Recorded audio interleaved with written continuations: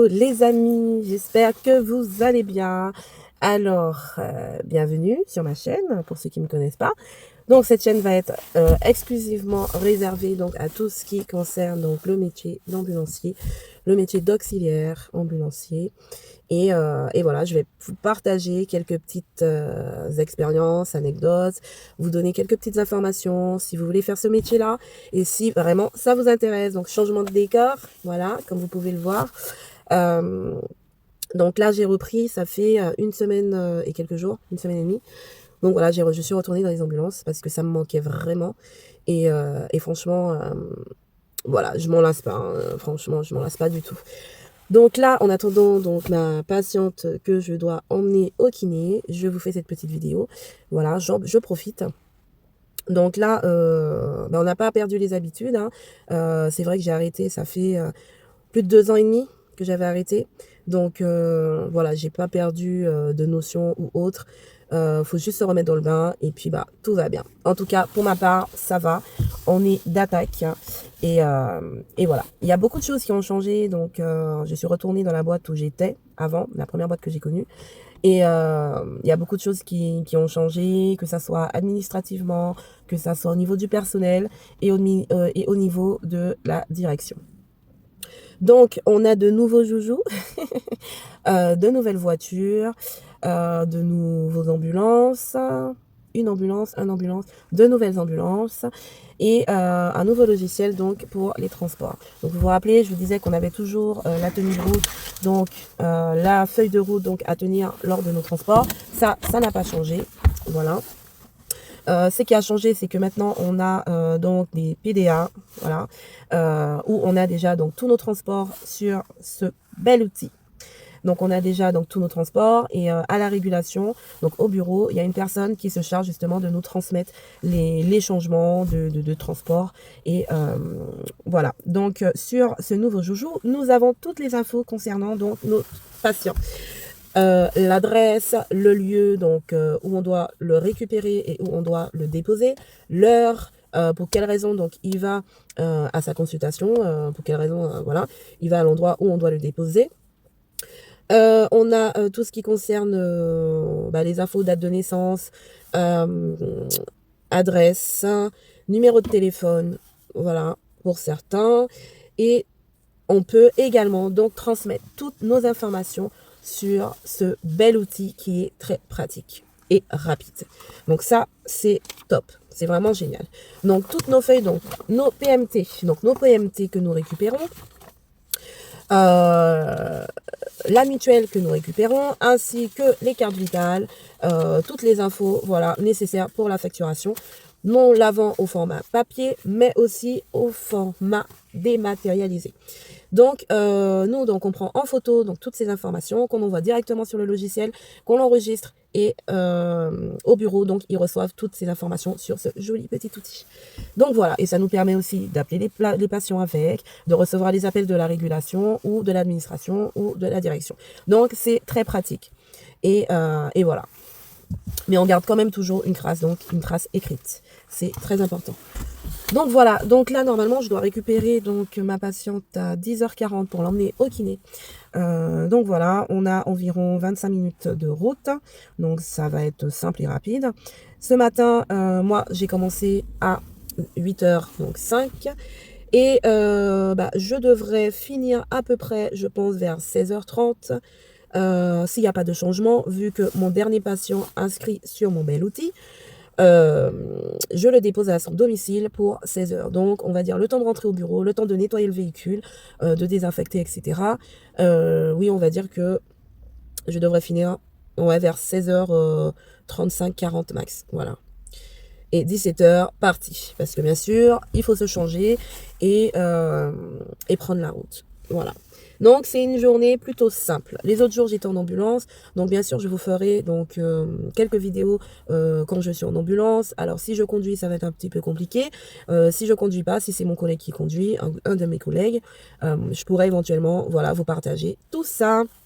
Voilà.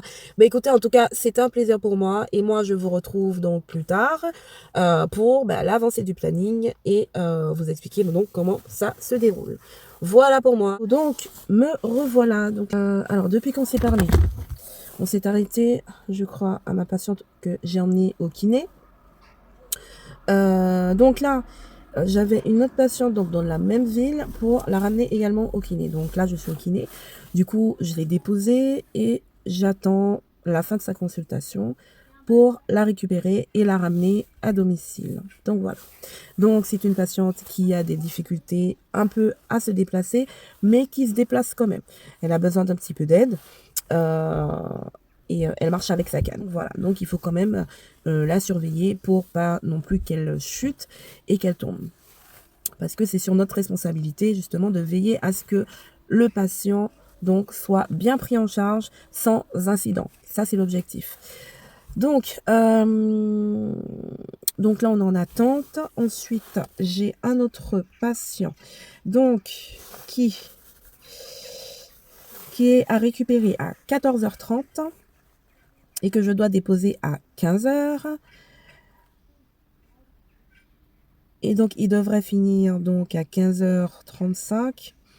Je dois le récupérer à 15h40 pour le redéposer à domicile. Donc, on devrait arriver à 16h. Donc, mon planning, normalement, ça n'a toujours pas changé.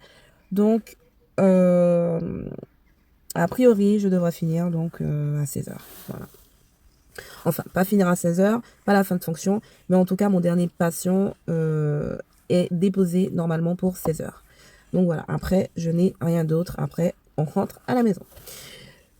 Donc en fait, pour savoir à quelle heure vous allez finir, justement, on tient compte un petit peu du planning de la journée. Donc c'est vrai que les plannings, ils sont pas faits d'avance comme on pourrait trouver dans toutes les entreprises où vous avez donc l'heure de début exacte et l'heure de fin exacte. Ici, c'est plutôt différent. Vous avez des plannings, donc on a des plannings, mais des plannings de jours, ça veut dire de journée. Ça veut dire les plannings de présence. On va appeler ça planning de présence. Vous savez que, je sais pas, vous travaillez du lundi au vendredi, donc c'est marqué donc qui est présent du lundi au vendredi sur le planning établi, mais il n'y a pas d'horaire. Vous voyez, sachant qu'on a un horaire basique à la journée. Ça varie en fonction de ce qu'il y a à faire, en fonction des patients, en fonction du temps d'attente aussi, parce que ça compte, en fonction des retards de rendez-vous, etc. Donc, on ne peut pas vraiment savoir si on va être totalement à l'heure. Donc, c'est pour ça que moi, quand j'ai des transports, c'est vrai que j'aime bien un petit peu prendre en avance. Pas trop, parce qu'il y a des patients qui n'acceptent pas d'être pris en avance, mais c'est vrai que j'aime être pris en avance un petit peu tôt. Donc, en général, par exemple, si, et puis ça va dépendre de l'endroit aussi. Donc, si par exemple, je sais qu'il y a un patient qui a une consultation, normalement c'est 9h30. D'accord? En général, la plupart des services à l'hôpital, des rendez-vous, commencent à 9h. Tout dépend, l'endroit. Mais généralement, c'est 9h. Si je dois prendre un patient à 9h30. Sur mon planning, c'est marqué 9h30. Moi, je vais essayer de la prendre un petit peu avant. Donc, 9h20. Par exemple, 9h20 ou 9h15. Comme ça, bien sûr, je m'annonce. J'arrive chez la personne, donc je m'annonce.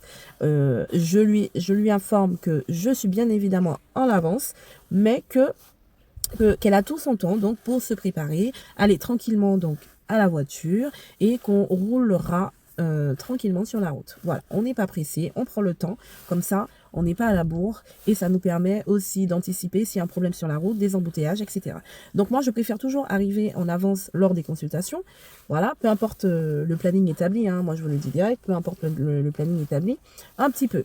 Donc après, au fur et à mesure, si vous êtes dans le même cas que moi, au fur et à mesure, vous allez connaître en fait les services et savoir, voilà, avec tel patient, je peux me permettre de prendre plus tôt, et etc. Surtout les patients qui ont du mal à se déplacer rapidement ou convenablement.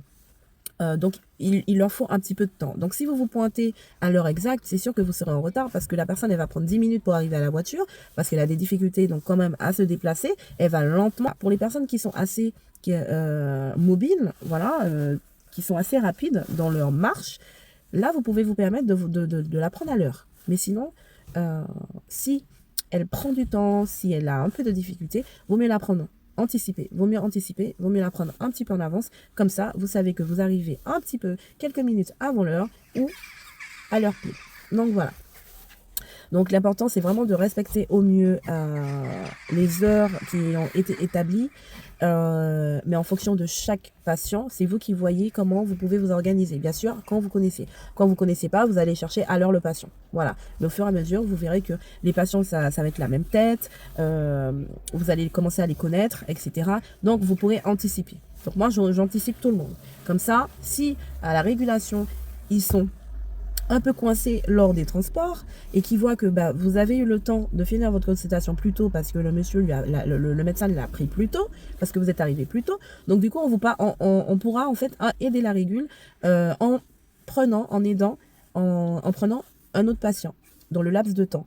Voilà, donc ce sera rajouté et là on pourra justement aider l'équipe ou aider une personne voilà qui est en retard dans sa consultation ou autre. Parce que sachant que, en général, quand c'est des consultations radio, médecin, examen rapide, voilà, on attend. Généralement, on attend le patient et on fait le retour. Il se peut qu'on nous demande de ne pas effectuer le retour. Donc à ce moment-là, on dépose le patient. Bien sûr, s'il est en capacité d'être déposé, voilà, et qu'il sache, se débrouiller seul, on va dire, voilà, rester au moins sur une chaise ou suivre les instructions, marcher, voilà, parce que si la personne ne peut pas marcher, ça va être compliqué. Il va falloir mettre sur un fauteuil, etc., et prévenir la régule, etc. Et tout dépend ce qu'on va nous informer, nous dire, on va agir. Voilà, et nous derrière, on va quand même donner les informations concernant le patient et sa mobilité, parce qu'on ne peut pas laisser tout patient seul. C'est très important. Bon, après, voilà, ça dépend des cas. Ça dépend des cas. Donc, voilà. Là, écoutez, je vais écouter un petit peu de musique en attendant. Et puis, je vous retrouve bientôt, très bientôt. Je ferai une autre vidéo en fonction de ce que j'aurai et en fonction des informations aussi que j'aurai pour vous partager tout ça et vous donner plus d'informations possibles. Bien sûr, si vous avez des questions, n'hésitez pas à le mettre dans le commentaire et comme ça, je répondrai à toutes vos questions. Voilà. Et si vous voulez me proposer aussi divers sujets, toujours dans le cadre des ambulances, je vous laisse me laisser un petit commentaire. Et puis, je vous répondrai le plus vite que possible. Voilà. Mais écoutez, en tout cas, a priori, je n'ai rien d'autre. J'ai, comme je vous ai dit tout à l'heure, un seul patient que je fais l'aller-retour. Et après, la journée est terminée. Donc, j'ai commencé à 8h05 et je vais finir vers 17h. Voilà. Je vous retrouve bientôt pour de prochaines aventures. Ciao, ciao. You drive me crazy.